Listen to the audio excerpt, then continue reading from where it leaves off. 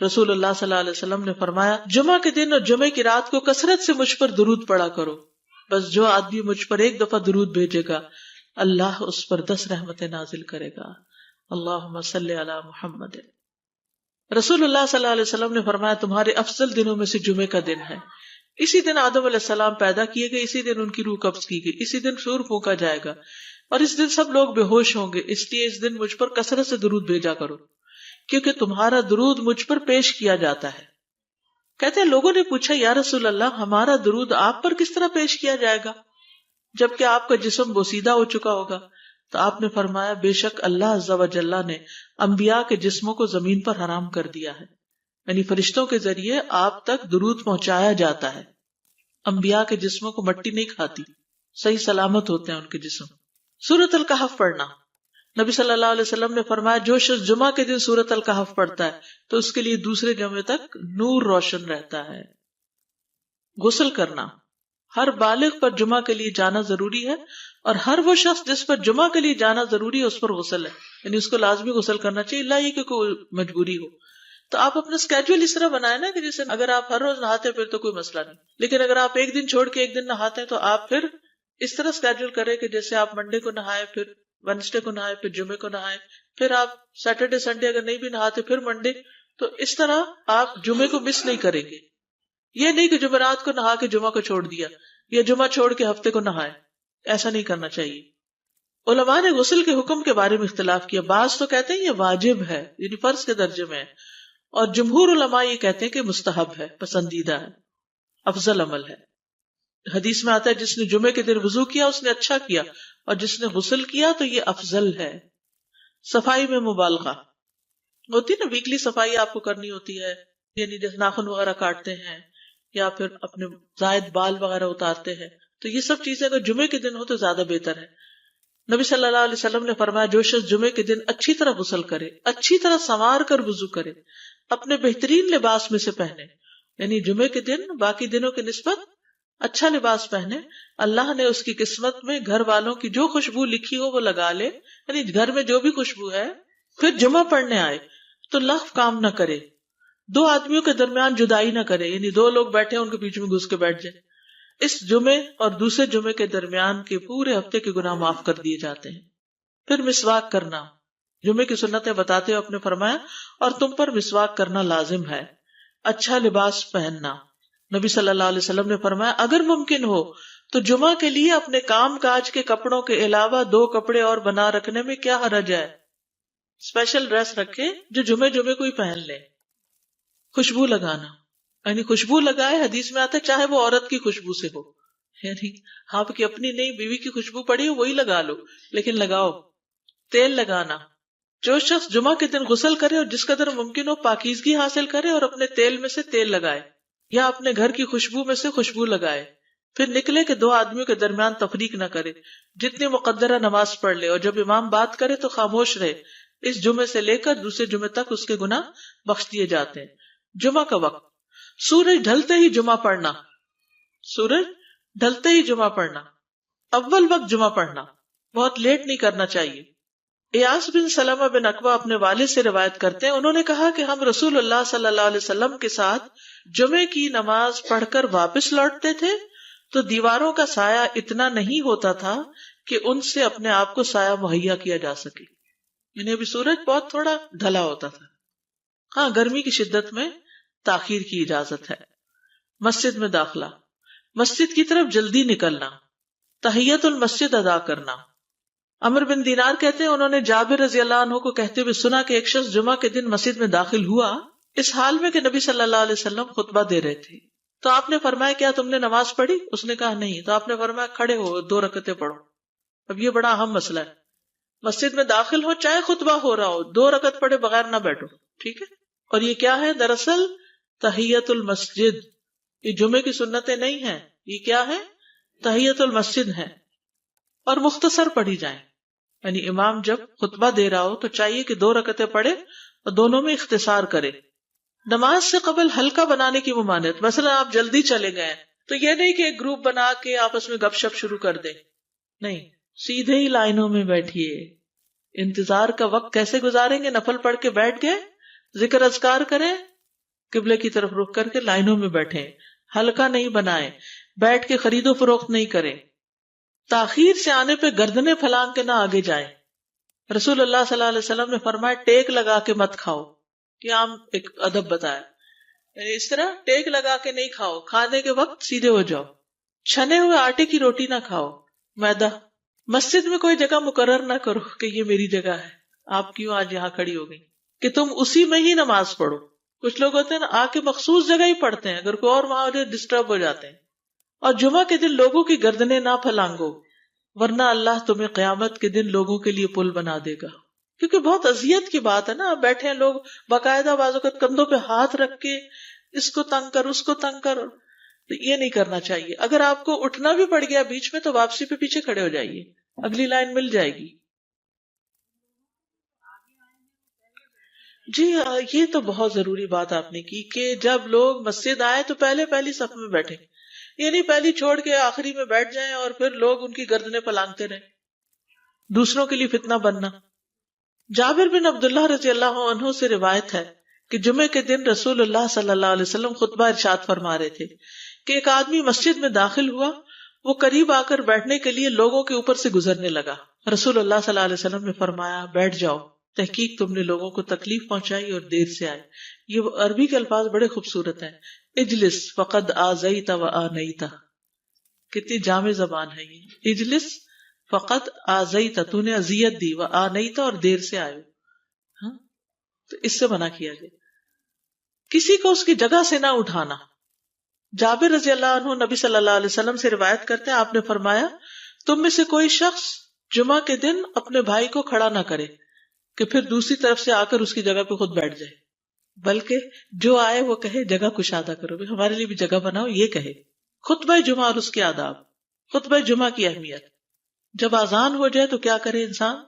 مسجد کی طرف دوڑ پڑے۔ تو مسجد میں جماعت تو نہیں ہو رہی ہوگی، پہلے کیا ہو رہا ہوگا؟ خطبہ ہو رہا ہوگا۔ امام کا خطبے سے پہلے سلام کرنا۔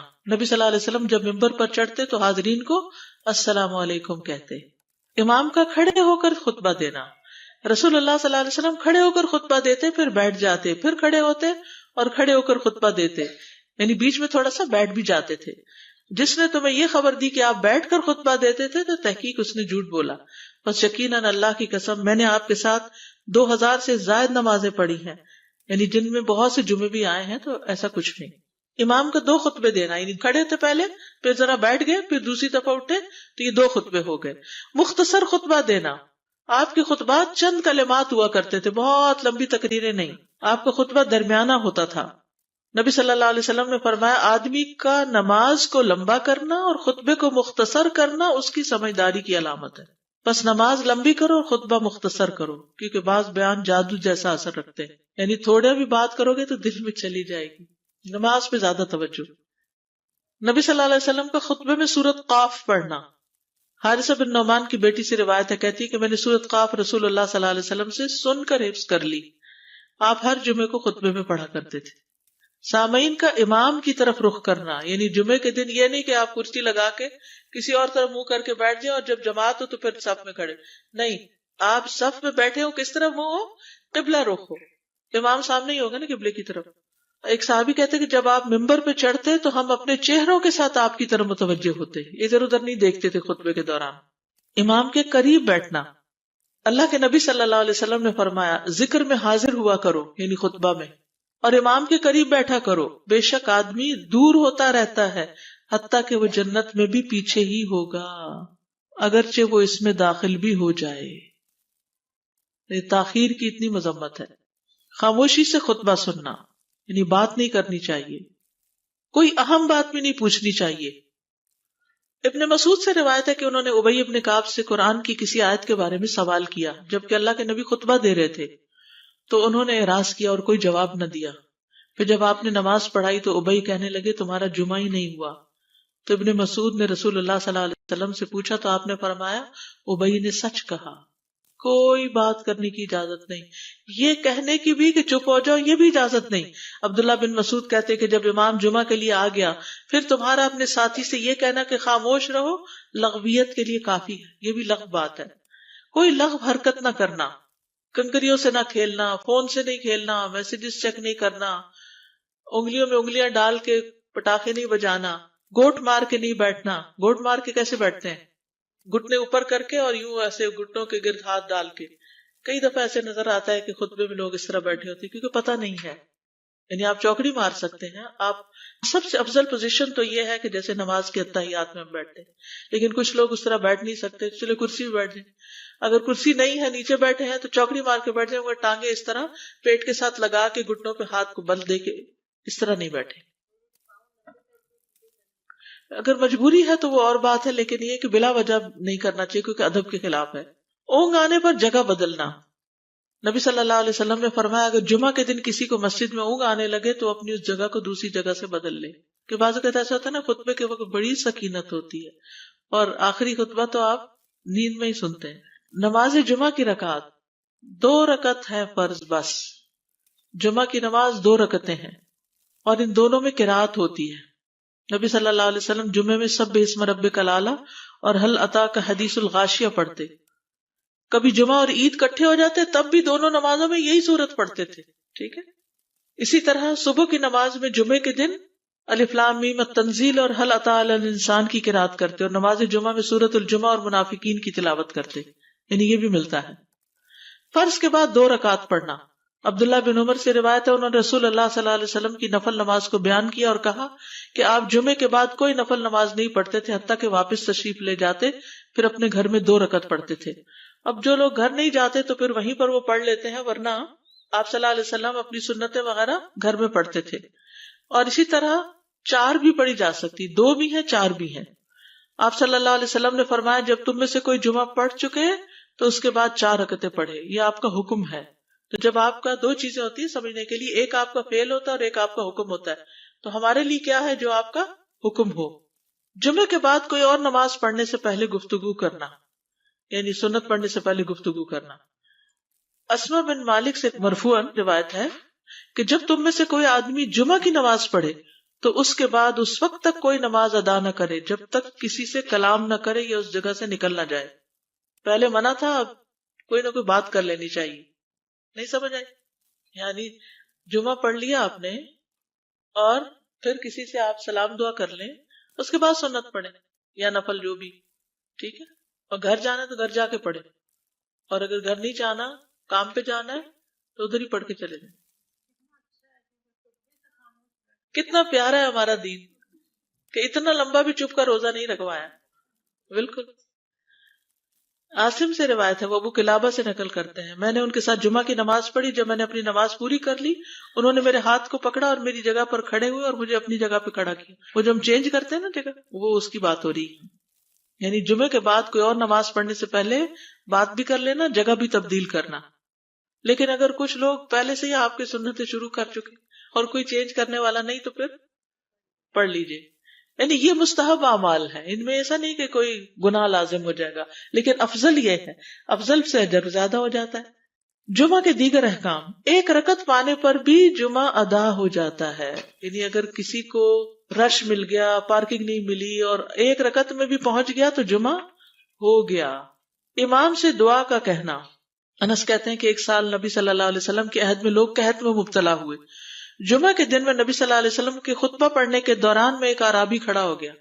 کہا یا رسول اللہ، مال تباہ ہو گئے، بچے بھوکے مرنے لگے، اس لیے آپ اللہ سے ہمارے حق میں دعا کیجیے. آپ نے اپنے دونوں ہاتھ اٹھائے. اس وقت آسمان پر بادل کا ایک ٹکڑا بھی نہیں تھا، قسم ہے اس ذات کی جس کے ہاتھ میں میری جان. آپ نے ہاتھ اٹھائے بھی نہیں تھے کہ پہاڑوں کی طرح بادل کے بڑے بڑے ٹکڑے امڑ آئے. یہ معجزہ ہے آپ کا، آپ کی دعا قبول ہو گئی. پھر آپ ممبر سے ابھی اترے نہیں تھے کہ میں نے آپ کی داڑھی پر بارش کے قطروں کو ٹپکتے ہوئے دیکھا. اس دن خوب بارش ہوئی. پھر دوسرے دن، تیسرے، چوتھے، حتیٰ کہ دوسرے جمعے تک سلسلہ جاری رہا. دوسرے جمعے وہی عربی یا کوئی اور کھڑا ہو گیا اور کہا یا رسول اللہ، چھتیں گر گئی، مال ڈوب گیا، اس لیے آپ ہمارے لیے اللہ سے دعا کیجیے. چنانچہ آپ نے اپنے دونوں ہاتھ اٹھائے اور فرمایا اے میرے اللہ، ہمارے ارد گرد برسا، ہم پر نہ برسا. اور بدلی کے جس طرف اشارہ کرتے وہ بدلی ہٹتی جاتی اور مدینہ ایک حوض کی طرح ہو گیا. وادی کنات 1 مہینے تک بہتا رہا. جو شخص بھی کسی علاقے سے آتا تو اس پر بارش کا حال بیان کرتا، جیسے ہوتا ہے نا کوئی فلڈ آ جائے یا کچھ ہریکین، تو پھر ہر کوئی موضوع گفتگو ہو جاتا ہے. جمعہ کے بعد قیلولہ کرنا. انس کہتے ہیں کہ ہم لوگ جمعہ کے دن سویرے نکلتے اور جمعہ کی نماز کے بعد قیلولہ کرتے تھے. جمعہ کے بعد کھانا کھانا. سہل کہتے ہیں کہ ہم نہ تو قیلولہ کرتے نہ دوپہر کا کھانا کھاتے مگر جمعے کے بعد. لنچ کب ہے؟ جمعے کے بعد. جمعے کو قیام و سیام کے لیے خاص کرنے کی ممانعت ہے، یعنی اس دن کی رات کو شب جمعہ منانا کہ اس رات پوری عبادت کریں گے، یہ سنت سے ثابت نہیں. ٹھیک ہے. اور دن کو روزے کے لیے خاص کرنا یہ بھی سنت سے ثابت نہیں، الا یہ کہ کوئی معمول کا روزہ رکھتا ہے، ایام 20 کا روزہ ہے تو وہ اور بات ہے. ابو ہریرہ سے روایت ہے کہ میں نے رسول اللہ صلی اللہ علیہ وسلم کو فرماتے ہوئے سنا، تم میں سے کوئی شخص جمعہ کے دن روزہ نہ رکھے مگر یہ کہ اس کے ایک دن پہلے یا اس کے بعد کا دن ملا کر روزہ رکھے.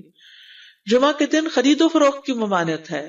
جمعہ کے دن جب نماز کے لیے پکارا جائے تو اس وقت اللہ نے خرید و فروخت سے منع کیا ہے. وَذَرُوا الْبَيْعَ، اس دن کاروبار حرام ہے. اور یہ جمعے کی دوسری اذان کے ساتھ تعلق رکھتا ہے، یعنی صبح صبح کام کر سکتے ہیں لیکن اذان ہوتے ہی چھوڑ دیں، اور جب پھر جمعہ سے فارغ ہو جائے تو دوبارہ دکان پہ جا کے بیٹھ جائیں. جابر بن عبداللہ کہتے ہیں کہ نبی صلی اللہ علیہ وسلم جمعہ کے دن خطبہ ارشاد فرما رہے تھے کہ مدینہ میں ایک تجارتی قافلہ آیا. رسول اللہ صلی اللہ علیہ وسلم کے صحابہ اس کی طرف لپک پڑے اور آپ کے پاس مسجد میں صرف 12 آدمی بچے. تو رسول اللہ صلی اللہ علیہ وسلم نے یہ صورت دیکھ کر فرمایا، اس ذات کی قسم جس کے ہاتھ میں میری جان ہے، اگر تم سارے کے سارے چلے جاتے اور کوئی بھی باقی نہ بچتا تو اس وادی میں آگ بہ پڑتی. یعنی اتنا بڑا جرم ہے یہ. پھر یہ آیت نازل ہوئی، وَإِذَا رَأَوْا تِجَارَةً أَوْ لَهْوًا انفضوا إِلَيْهَا وَتَرَكُوكَ قَائِمًا، جب وہ کوئی سودا بکتا دیکھیں یا کوئی تماشا نظر آ جائے تو اس کی طرف دوڑ جاتے ہیں اور آپ کو کھڑا ہی چھوڑ دیتے ہیں. راوی کہتے ہیں جو 12 آدمی رسول اللہ صلی اللہ علیہ وسلم کے ساتھ رہے ان میں ابو بکر اور عمر رضی اللہ عنہ بھی شامل تھے. جمعے کے دن قبولیت کی گھڑی ہوتی ہے، اس وقت اللہ سے بھلائی مانگنی چاہیے. رسول اللہ صلی اللہ علیہ وسلم نے فرمایا، جمعے کے دن میں ایک گھڑی ایسی ہے کہ کوئی مسلمان اللہ سے کسی خیر کا سوال کرتے ہوئے اس کی موافقت نہیں کرتا مگر اللہ اسے وہی خیر عطا کر دیتا ہے. فرمایا یہ ایک چھوٹی سی گھڑی تھوڑی دیر کے لیے ہوتی ہے اور یہ ہر جمعے کو ہوتی ہے. ٹھیک ہے. اور خصوصاً نماز میں بھی اگر کوئی دعا کر رہا ہوتا ہے نا انسان تو وہ بھی قبول ہو جاتی ہے. نماز میں دعا کہاں ہوتی ہے؟ شروع میں ہوتی ہے، رکوع میں ہوتی ہے، سجدے میں ہوتی ہے، تشہد میں ہوتی ہیں. تو اگر یعنی جمعہ پڑھ رہے ہیں اور بیچ میں دعائیں آ گئی ہیں تو ہو سکتا وہی گھڑی آ گئی ہو اور آپ کی دعا قبول ہو جائے. اور یہ تورات میں بھی اس کا ذکر تھا. ابو ہریرہ رضی اللہ عنہ کہتے ہیں کہ رسول اللہ صلی اللہ علیہ وسلم نے فرمایا، بہترین دن جس میں سورج طلوع ہوتا ہے جمعہ کا دن ہے. اس دن میں ایک گھڑی ایسی ہے کہ نماز کی حالت میں اگر کوئی مسلمان بندہ اللہ عز و جل سے کچھ طلب کرے تو وہ اس کو ضرور دیتا ہے. کعب نے کہا ایسا سال میں ایک مرتبہ ہوتا ہے؟ تو میں نے کہا نہیں بلکہ ہر جمعہ کو ہوتا ہے. کہتے ہیں پھر کعب نے تورات پڑھی تو کہا نبی صلی اللہ علیہ وسلم نے سچ فرمایا. ابو ہریرہ رضی اللہ عنہ کہتے ہیں کہ میں بعد میں عبداللہ بن سلام سے ملا اور ان سے اپنی اور کعب کی مجلس کا بتایا تو عبداللہ بن سلام رضی اللہ عنہ نے کہا میں جانتا ہوں وہ گھڑی کب آتی ہے. ابو ہریرہ نے کہا مجھے بھی بتائیے. انہوں نے کہا وہ جمعہ کے دن میں آخری گھڑی ہے. میں نے کہا یہ جمعے کے دن کی آخری گھڑی کیسے ہو سکتی ہے، حالانکہ رسول اللہ صلی اللہ علیہ وسلم نے فرمایا جو مسلمان بندہ اس کو نماز پڑھتے ہوئے پائے. اس وقت میں کوئی نماز نہیں پڑھی جاتی.